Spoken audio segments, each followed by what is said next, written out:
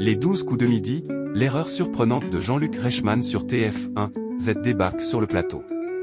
Fanny était de retour pour une nouvelle participation dans les 12 coups de midi sur TF1 ce jeudi 7 août 2025.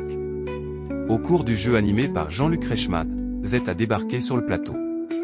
Fanny revenait pour une 5e participation dans les 12 coups de midi sur TF1 ce jeudi 7 août 2025.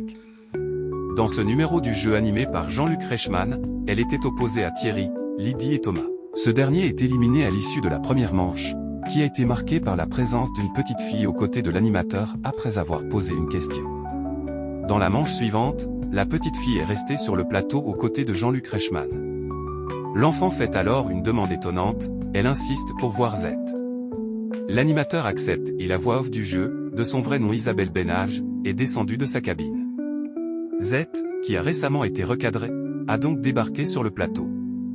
La petite fille est aux anges et lui offre un bracelet avec écrit « Z ». L'oubli de Jean-Luc Reichmann dans les 12 coups de midi sur TF1. Lors du « coup fatal », Fanny domine Thierry avec une avance de 27 secondes. En finale, alors qu'elle peut réaliser un coup de maître à 30 000 €, elle commet 3 erreurs et remporte 300 €. La maître de midi se retrouve donc privée de propositions pour l'étoile mystérieuse, dont la valeur est de 35 262 €. La cagnotte totale de Fanny s'élève à 5 400 €. Par ailleurs, au début de l'émission, Jean-Luc Reichmann, qui a récemment été touché par un candidat, a commis une erreur surprenante. Habituellement, l'animateur parle avec le maître de midi, puis lance le jingle et pose la première question.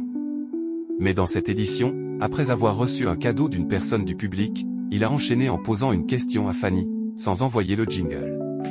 Il reconnaît son erreur, j'ai oublié le jingle de la première manche, et finit par le lancer.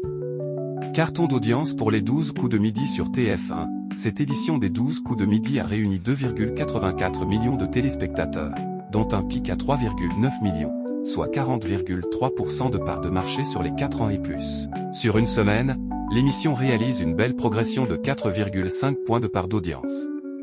En frontal, Tout le monde veut prendre sa place sur France 2 est toujours proposé en best-of.